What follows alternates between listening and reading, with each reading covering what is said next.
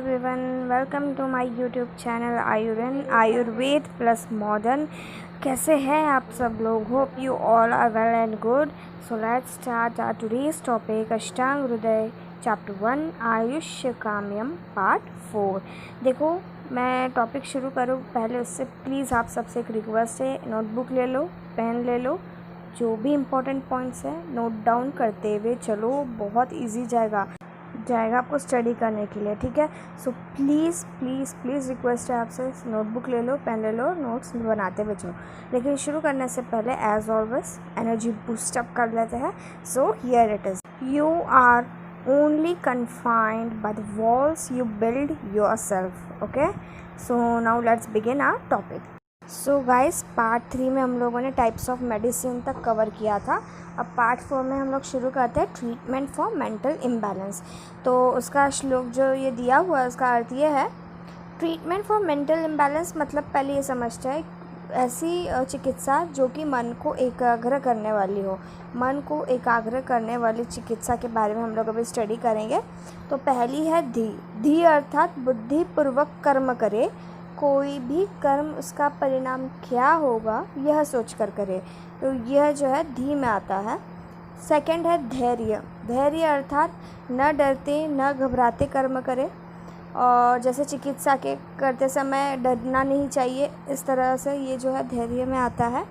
फिर तीसरा है आत्मादि विज्ञानम अर्थात ध्यान, धारणा, समाधि, योग, सत्संग, सत्यवचन, ये जो सब है ये सब आत्मादि विज्ञान में आता है, ठीक है। तो ये हो गए मन को एकाग्र करने वाली चिकित्सा, that is treatment for mental imbalance, ठीक है। So now let's us learn about the factors of treatment. ये जो श्लोक है काफ़ी बड़ा है डरना नहीं है, काफ़ी इजी मीनिंग है ये श्लोक का। शुरू करते हैं, ठीक है। So there are 4 factors in treatment. Main जो होते हैं 4 फैक्टर्स होते हैं, और ये 4 फैक्टर्स की फर्दर 4 क्वालिटीज़ होती है। सो अभी शुरू करते हैं चिकित्सा चतुष्पाद।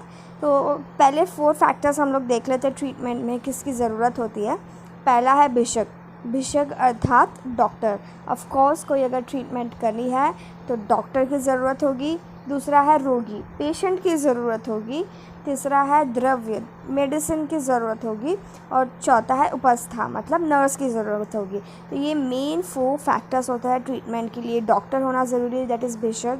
रोगी होना ज़रूरी है, दैट इज़ पेशेंट। उपस्था ज़रूरी है, नर्स। एंड द्रव्य भी होना ज़रूरी है, दैट इज़ मेडिसिन। अब इनकी 4 फर्दर क्वालिटीज़ क्या क्या है वो स्टडी करते हैं। तो सबसे पहले हम लोग क्वालिटीज़ ऑफ डॉक्टर स्टडी करेंगे। So first quality of doctor is दक्ष अर्थात डॉक्टर जो है अलर्ट होना चाहिए कोई भी चीज़ से रिलेटेड, और डिसिप्लिन्ड होना चाहिए। दूसरा है शस्त्र, उसको detail knowledge of disease and treatment होना चाहिए। अगर डॉक्टर है तो उसको डिटेल नॉलेज होना चाहिए कि डिज़ीज़ कौन सी है और वो डिज़ीज़ के लिए ट्रीटमेंट कौन सी होनी चाहिए। थर्ड है दृष्ट कर्म मतलब प्रैक्टिकल एक्सपीरियंस भी होना बहुत ज़रूरी है डॉक्टर के लिए। और फोर्थ है सूची, क्लीनलीनेस भी होना ज़रूरी है। अगर डॉक्टर ही अनहाइजीनिक रहा तो पेशेंट कैसे ठीक होगा, है ना। सो दक्ष अर्थात अलर्ट एंड डिसिप्लिन। शस्त्र यानी having detail knowledge about diseases and treatment. दृष्ट कर्म मतलब हैविंग प्रैक्टिकल एक्सपीरियंस। एंड सूची मीन्स क्लीनलीनेस, ठीक है। सो ये हो गए क्वालिटीज़ ऑफ डॉक्टर। अब हम लोग स्टडी करेंगे क्वालिटीज़ ऑफ मेडिसिन्स।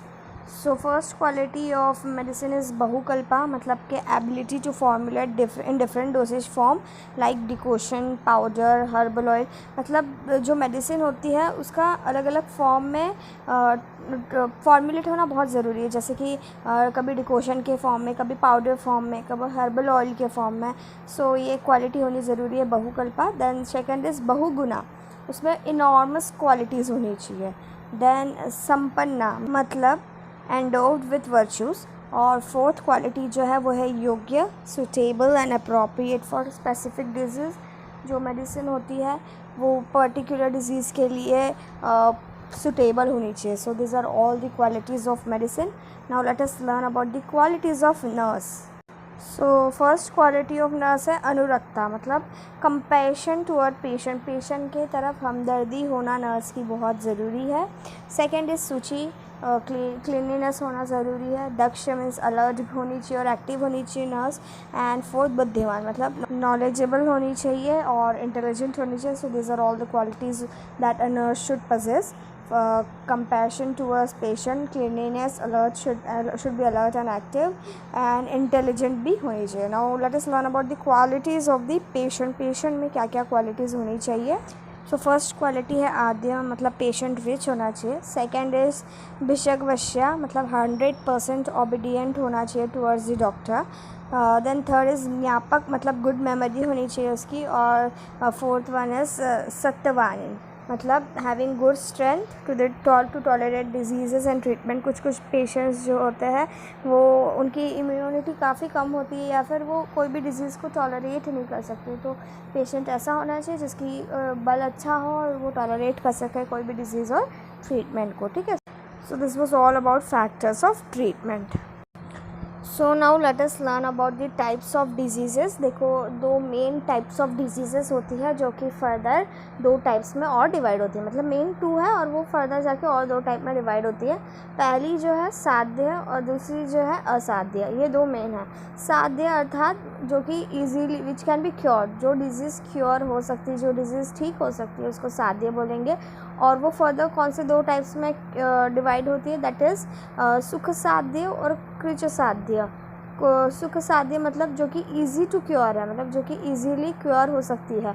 और कृच साध्य अर्थात जो कि डिफ़िकल्ट टू क्योर है. वो क्योर तो होगी मतलब ठीक तो होगी लेकिन डिफ़िकल्ट है क्योर होने के लिए. ठीक है. और दूसरा जो मेन टाइप है वो है असाध्य. असाध्य डिजीज़ मतलब जो कि क्योर नहीं हो सकती, मतलब जो कि ठीक नहीं हो सकती. वो फर्दर टू टाइप्स में डिवाइडेड है. फर्स्ट इज़ याप्य एंड सेकेंड वन इज़ अनुपकर्मा. ठीक है. तो याप्य मतलब जो कि जिसके लिए मेडिसिन जो है लॉन्ग टाइम तक पेशेंट को ज़िंदा रखने के लिए मेडिसिन का सहारा लेना पड़ता है काफ़ी लंबे समय तक. और अनुपकर्मा मतलब ऐसी डिजीज़ जिसमें हम लोग कुछ भी नहीं कर सकते.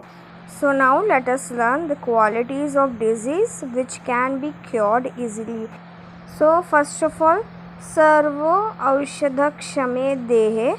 इसका अर्थ यह है कि जो पेशेंट की बॉडी है वो टॉलरेट कर सकती है अगर उसे कोई भी टाइप की मेडिसिन दी. तो इसका मतलब क्या है, सर्व औषध क्षमे देह मतलब the body of patient is able to tolerate all types of medicine. Then second जो है वो है यूनह. यूनह मतलब पेशेंट जो होना चाहिए वो यंग होना चाहिए तो उसकी जो डिजीज़ होगी वो ईज़िली क्योर हो जाएगी. सो थर्ड वन इज़ जितात्मनः मतलब कि पेशेंट जिनका अपने सेंसेस के ऊपर बहुत अच्छा कंट्रोल है, मतलब वो उनके इंद्रियों पे कंट्रोल कर सकते हैं. मतलब अगर उनको कोई चीज़ पसंद है और वो अगर कंट्रोल कर रहे कि नहीं ये मेरे लिए हानिकारक है, मुझे नहीं खाना चाहिए, सो ऐसे पेशेंट्स जो होंगे वो इजीली क्योर हो गए डिजीज़ से. ठीक है. देन फोर्थ वन इज़ अमर्म. अमर्म मतलब अगर ये डिज़ीज़ ने जो सेंसिटिव एरिया है हमारे बॉडी के, जैसे कि ब्रेन हो गया, हार्ट हो गया, किडनी हो गया, इनको अफेक्ट नहीं किया होगा तो डिज़ीज़ जो है वो इजीली क्योर होगी. मर्म मतलब vital organs of our body, अगर उनको अफेक्ट नहीं किया है तो डिज़ीज़ जो होगी वो इजीली क्योर हो सकती है. देन फिफ्थ वन इज़ अल्पहेत्व. अल्पहेत्व मतलब if the cause for disease is mild. अगर जो रीज़न है डिजीज़ होने का मतलब रोग उत्पन्न करने वाला जो कारण है अगर वो माइल्ड रहा, इतना सीरियस नहीं रहा, तो जो डिजीज़ है वो इजीली क्योर होगी. नाउ सिक्स्थ वन इज़ अल्परूपा मतलब उसके जो डिज़ीज़ के सिम्टम्स अगर बहुत कम रहे, इतने एक्सट्रीम नहीं रहे. देन अनुपद्रव मतलब इतने ज़्यादा कॉम्प्लिकेशंस अगर नहीं रहे, सो वो भी डिजीज़ इजीली क्योर हो जाएगी. देन अतुल्य दुष्य देश ऋतु प्रकृति मतलब इफ़ द दोषाज इन्वॉल्व, धातु इन्वॉल्व, देश ऋतु एंड प्रकृति are not influenced by particular दोष, सो ये डिजीज़ जो है इजीली क्योर हो जाएगी. सो नाइन्थ वन इज़ पाद संपत्ति मतलब जो 16 क्वालिटीज़ हमको रिक्वायर्ड होती है doctor, nurse, medicine and patient जो है, अगर ये इन सब की क्वालिटीज़ प्रेजेंट रही तो डिजीज़ जो इजीली क्योर हो जाएगी. देन इज़ ग्रह अनुगुणा मतलब इफ़ एस्ट्रोलॉजी मतलब कुंडली जैसा बोलते हैं ना हम लोग पेशेंट के, अगर वो भी फेवर कर रही है तो डिजीज़ इजीली क्योर हो जाएगी. देन एक दोषाज डिज़ीज़ अगर जो रोग उत्पन्न हुआ है अगर वो सिर्फ एक ही दोष के वजह से हुआ होगा तो वो भी इजीली क्योर हो जाएगी। देन एक मार्ग मतलब अगर वो डिज़ीज़ ने सिर्फ एक ही बॉडी चैनल को अफेक्ट किया होगा बॉडी के तो वो भी इजीली क्योर हो जाएगी। देन इज़ नवा डिजीज़ ऑफ रिसेंट ओरिजिन, अगर इनिशियल स्टेज है या फिर रिसेंट ओरिजिन है, ऑनसेट है अगर कोई डिज़ीज़ का एक्सट्रीम लेवल तक नहीं पहुंचा है तो वो डिज़ीज़ जो है इजीली क्योर हो जाएंगे। So this all are the qualities of disease which can be cured easily. Now let us learn about the qualities of difficult to treat disease. हम लोग ने स्टडी किया जो इजी होता है, अब हम लोग स्टडी करेंगे जो कि डिफ़िकल्ट होता है तो उनकी क्या क्या क्वालिटीज़ है, ठीक है। सो ऐसी डिज़ीज़ जिसमें शार्प इंस्ट्रूमेंट्स की रिक्वायरमेंट होती है ट्रीटमेंट के लिए, वो डिज़ीज़ जो होती है डिफ़िकल्ट होती है ट्रीट करने के लिए। और जो डिजीज़ डिफ़िकल्ट होती है ट्रीट करने के लिए उसके जो फीचर्स है वो कम्प्लीटली अपोजिट है टू द क्यूरेबल। जो डिजीज़ क्योर हो सकती है उनके जो जो फीचर्स है उससे कम्प्लीटली अपोजिट जो है डिफ़िकल्ट टू ट्रीट डिजीज़ के है। जैसे कि जो डिजीज़ डिफ़िकल्ट टू ट्रीट होती है वो लॉन्गर टाइम के लिए रहती है। दैन वो इम्पॉर्टेंट टिश्यूज़ वाइटल ऑर्गन्स को अफेक्ट करती है। दैन वो एंजाइटी प्रोड्यूस करती है बॉडी में, रेस्टलेसनेस प्रोड्यूस करती है, बॉडी एकदम वीक हो जाती है, फियर ऑफ डेथ होता है इसके अंदर। दैन मतलब डेथ होने के फैटल साइंस दिखाई देते हैं। फिर loss of sense organs, impossible to cure, इसकी थेरेपी भी नहीं होती। और अगर इसको ट्रीट भी करना है मतलब पेशेंट को अलाइव रखना है तो उसे लॉन्ग टाइम तक मेडिसिन के थ्रू अलाइव रखना पड़ता है और ये है श्योर कॉज टू डेथ होती है। सो ये सारे जो पॉइंट है ये डिफ़िकल्ट टू ट्रीट डिजीज़ है। मैं होप कर रही हूँ कि आप सभी ये पॉइंट्स नोट डाउन कर रहे होंगे, समझ रहे होंगे। प्लीज़ प्लीज़ प्लीज़ ये रिक्वेस्ट है आपसे कि आप जो जो मैं पढ़ा रही हूँ उसमें से इम्पॉर्टेंट आपको जो लग रहा है वो निकालते चलिए, रनिंग नोट्स निकालते चलिए, बहुत इम्पॉर्टेंट है ये, ठीक है। So now let's begin with our another topic. So now let us learn patient worth rejection. कौन से पेशेंट को डॉक्टर ने रिजेक्ट कर देना चाहिए, ठीक है। ठीक है, तो फर्स्ट पॉइंट ये है कि फिजिशियन ने ऐसे पेशेंट को रिजेक्ट करने देना चाहिए जो कि काफ़ी सारे अदर फिजिशियन से हेटेड है, या फिर कोई किंग से हेटेड है, या फिर जो खुद को ही हेट करता हो, who hates himself, rejected in life. ऐसे पेशेंट को जो है फिजिशियन ने रिजेक्ट कर देना चाहिए। Secondly, who is not having the equipments and other facility required for treatment, जिनके पास इक्विपमेंट्स और फैसिलिटीज़ नहीं प्रेजेंट है ट्रीटमेंट के लिए, उन्हें भी रिजेक्ट कर देना चाहिए। who is busy with other activities, जो दूसरे काम करने में व्यस्त हो, not having the required attention और leisure etcetera towards the treatment. मतलब कुछ कुछ होता है ना पेशेंट की, नहीं मुझे नहीं कराना ये ट्रीटमेंट, भले ही उनको वो डिजीज़ हुई है फिर भी बोलते हैं नहीं मुझे नहीं कराना ये ट्रीटमेंट। जो और पेशेंट जो कि डिसओबीडियंट हो डॉक्टर का, जो कि रिस्पेक्ट नहीं करते हो डॉक्टर का, उन्हें भी फिजिशियन ने जो है वो रिजेक्ट कर देना चाहिए। फिर ऐसे पेशेंट जिनकी लाइफ ख़त्म होने पर आई है, whose life is coming to an end, जो कि बहुत बुरे विचार वाला हो, या फिर जो कि शोकग्रस्त हो, या फिर डरा हुआ हो, या फिर जो फिजिशियन को ग्रेटफुल नहीं है, अनग्रेटफुल टुवर्ड्स द फिजिशियन, ऐसे पेशेंट्स को this patients are worth rejection. पर है ना एक्चुअली मुझे एक बात समझ नहीं आती है यार, यहाँ पे मतलब डाउट आता है कि जो पेशेंट शौक में हो या फिर डरा हुआ हो, ये तो डॉक्टर का काम हुआ ना कि ऐसे पेशेंट्स को ठीक करना, मतलब उनको साइकोलॉजी उनकी ऐसी क्रिएट करना हो या फिर उनको समझाना, उनको मेंटली प्रिपेयर करना कि they can fight with this disease. So मुझे कुछ कुछ पॉइंट्स इसमें से ठीक नहीं लगे।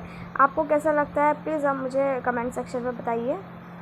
होप गाइज़ आप सभी ने नोट्स बना लिए होंगे। अगर आपने बनाए so thank you very much, and also thank you for watching this video. Please like कर देना यार, अगर आपको इसमें से कुछ भी टॉपिक थोड़ा भी समझ में आया हो तो एज अप्रिशिएशन लाइक कर देना, इसे शेयर करना अपने फ्रेंड सर्कल्स में कॉलेज के, एंड सब्सक्राइब तो करना बिल्कुल मत भूलना। And don't forget to press the notification bell, वरना आपको न्यू अपडेट्स वीडियो लेक्चर्स के नहीं मिलेंगे।